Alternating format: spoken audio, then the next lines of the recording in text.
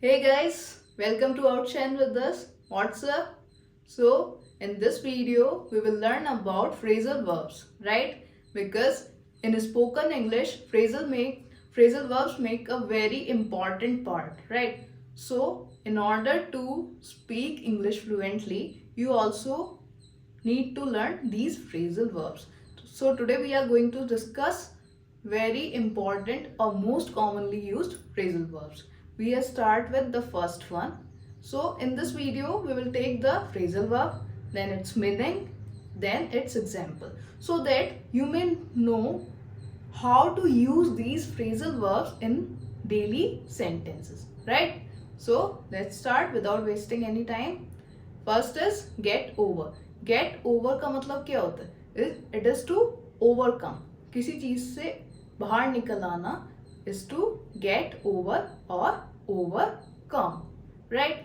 Just keep repeating with me because you have to repeat in your mind and even loudly so that you may know what is the meaning and how to use it. Now we will take the example. So example for using this particular phrasal verb get over is you need to get over your past failures to move forward. तो आपको अपने पिछले time के failures को पीछे छोड़ना होता है, उनसे आगे निकलना होता है, तो उस तभी आप क्या कर पाएंगे, आगे बढ़ पाएंगे. So you need to overcome और get over your past failures to move forward, right?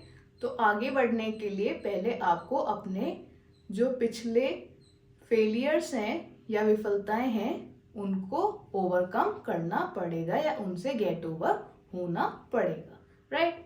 Next we have back someone up. तो बैक समवन अप मतलब आपने किसी को बैक किया है. तो बैक से आप समझ लीजिए सपोर्ट करना. अगर आप किसी को सहारा दे रहे हैं तो ये क्या होगा, back someone up. So back someone up means to support या फिर हिंदी में सहारा देना. सो इसके लिए बहुत अच्छा एग्जाम्पल आज के टाइम में जैसे आप देख रहे हैं मोदी जी भी बहुत सपोर्ट कर रहे हैं हमारे prime minister. So we will take one example. We need to back up our local vendors. तो आप देखते होंगे मार्केट में इतने सारे ठेले पे या छोटी छोटी दुकानों पे वेंडर्स हैं, तो हमें उन्हें पहले सपोर्ट करने की ज़रूरत है, उन्हें बैक करने की पहले ज़रूरत है बजाय ऑनलाइन शॉपिंग करने की, राइट? सो ये बहुत अच्छा एग्जाम्पल था. I hope you are clear with it, right? Next we have break down. So what is break down? Break down can be of two types, physical और इमोशनल. तो ऐसी स्थिति जब या तो आपका इमोशनली दिमाग काम करना बंद कर दे या फिर कोई चीज़ फिजिकली खराब हो जाए, तो उसमें भी क्या होगा, ब्रेक डाउन होगा. सो दो तरीके का break down, first physical, second emotional. Now we will take example. The new machine in the factory broke down because of the mishandling. तो कोई नई मशीन आई फैक्ट्री में तो उसका क्या हो गया, ब्रेक डाउन हो गया, वो खराब हो गई. क्यों? उसे सही से इस्तेमाल ना करने के चलते. So I hope this is very clear to you what is breakdown. So breakdown simply means stop working either physically or emotionally, right? Next we have call around. So call around का मतलब क्या होता है? It is to contacting multiple people. तो जब आपको कुछ काम करवाना होता है तो या फिर किसी चीज़ के बारे में पता लगाना होता है, you just call around because you have to ask where will you get the best thing or best possible solution.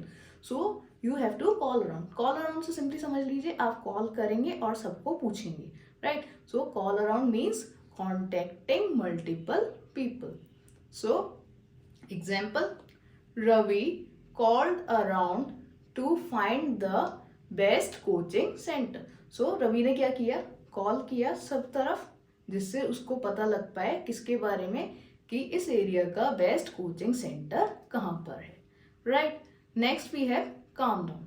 काम डाउन सबने गाना सुना होगा बेबी काम डाउन, बहुत ज़्यादा इस टाइम पे ट्रेंडिंग है यूट्यूब पे। यूट्यूब वीडियोस में आप देखते होंगे बेबी काम डाउन करके ये सॉन्ग प्ले होता रहता है। So what is this baby calm down? So it is to say to someone that just relax, या शांत रहिए या शांत हो जाइए। So calm down means to relax, right, in a chaotic और स्ट्रेसफुल और इरिटेटिंग सिचुएशन, राइट। तो जब भी आपका दिमाग शांत नहीं होगा, सो एट दैट टाइम, या फिर किसी और का नहीं है तो आप भी किसी और को बता सकते हैं that you need to calm down, right. So अब आपको क्लियर हो गया होगा उस गाने में भी क्या चलता है, या फिर आगे कोई आपको बोले काम डाउन होने के लिए तो उसका मतलब आपको इजीली पता लग जाएगा। और यहीं पर आप भी अगर देखते हैं कोई परेशान है, आप भी क्या बोल सकते हैं that you need to calm down. So इसके लिए एक एग्जाम्पल भी ले लेते हैं। You need to do some fun activities before taking your exam. तो सबको पता है एग्जाम में कितना स्ट्रेसफुल सिचुएशन हो जाता है, राइट। तो अब ऐसे सिचुएशन में आपको क्या करना है, कुछ फन के लिए एक्टिविटीज करनी है जिससे आप शांत होकर एग्जाम दे सकें। तो अपना मन शांत कर लेंगे एग्जाम से पहले, तभी तो आपका एग्जाम अच्छा होगा ना। So what you need to do is some funful activities, right, so that you calm down before the exam. So I hope these all the phrasal verbs are very clear to you. Now we will move forward. So next we have call off, right? So call off is simply cancel. तो जब आप किसी चीज को call off करते हैं then you are cancelling that thing.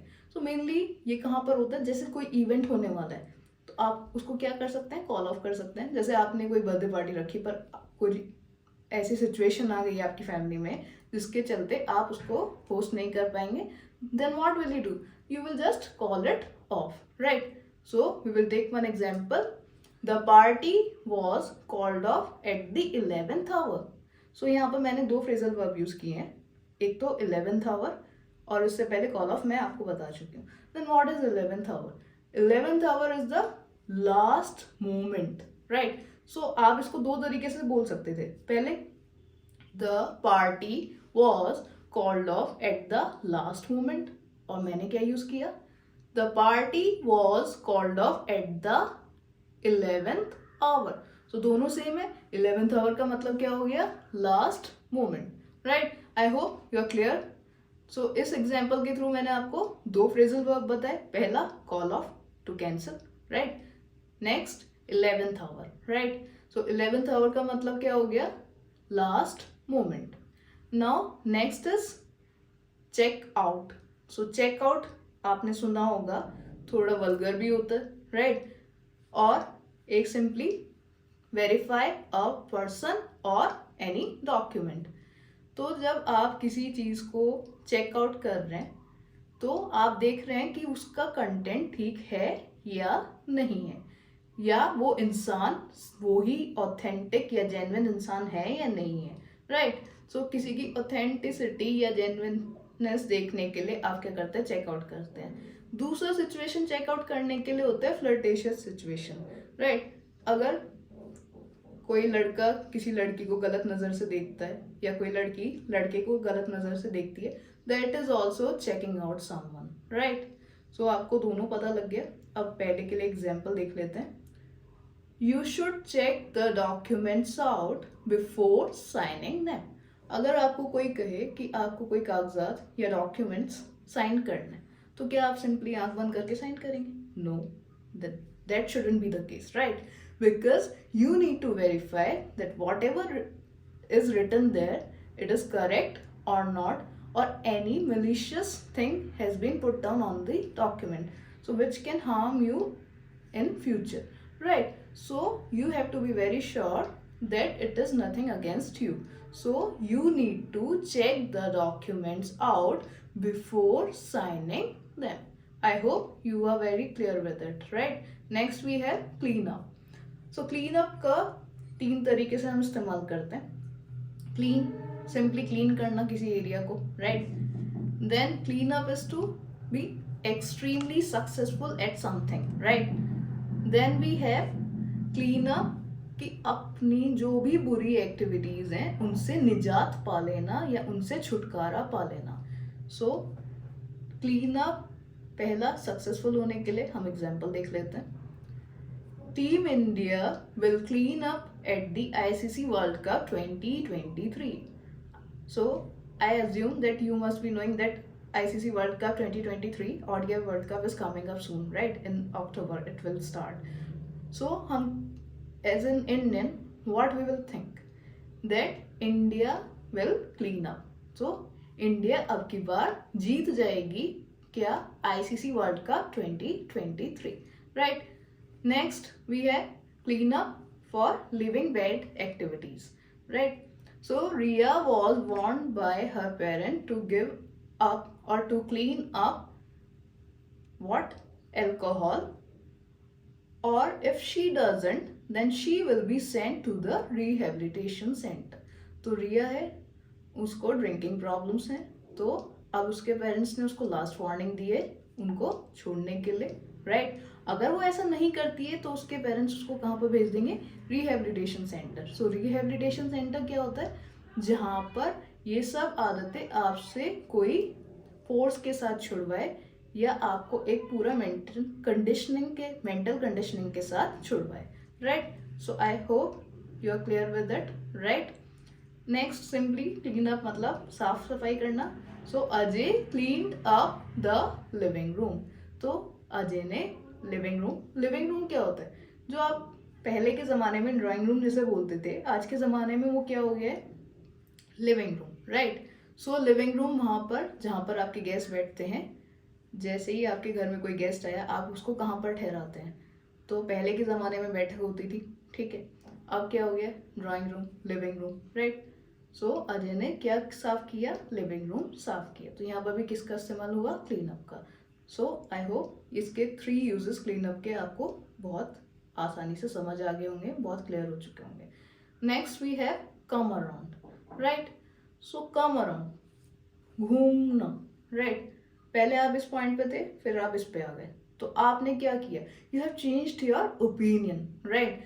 आपने जो पहले सोचा अब वो आप नहीं सोच रहे हैं. Now you are thinking something opposite, right? So you have changed your opinion. It is called come around. So इसके लिए एग्जाम्पल देख लेते हैं. I never liked my boss but his kind gesture made me come around. तो मुझे अपने boss पसंद नहीं थे, पर उन्होंने मेरे साथ कुछ ऐसा अच्छा जेस्चर दिखाया या अच्छा काम किया. Gesture is what? कुछ काम करना, राइट? जेस्चर ये इशारे भी हो सकते हैं. जेस्चर कुछ हम किसी की तरफ कोई एक्शन करते हैं, that is also gesture, right? So मेरे बॉस का कुछ काइंड अच्छा जेस्चर आया या अच्छा काम किया उन्होंने मेरे लिए, सो उससे मेरा ओपिनियन उनके बारे में चेंज हो गया. तो इस वजह से I came around for him, right? I changed my opinion for him. Next we have come between, right? Come between, to disturb a relationship, right? Now disturb is जो अच्छा चल रहा हो उसको खराब कर देना. तो किसी रिलेशनशिप को खराब करना, तो कुछ चीज़ जब बीच में आती तभी रिलेशनशिप खराब होता है, राइट? तो इसके लिए एग्जाम्पल देते हैं. His drinking habits came around between his married life. तो उसकी शादीशुदा जिंदगी के बीच में क्या आ गया? उसकी ड्रिंकिंग हैबिट्स आ गई, राइट? तो उसका शादीशुदा जो जिंदगी थी वो खराब हो गई. तो ये किसके चलते हुआ? उसके ड्रिंकिंग हैबिट्स के. सो ये आज की वीडियो थी. This was it. I hope you enjoyed it, you learned from this video. So if you enjoyed it and find it useful, then give a thumbs up to this video. And if you are new to this channel, please subscribe to our channel, outshine with us, right? Now we will meet in the next video with some other topic or with this only with few more words. Till then, bye bye, take care.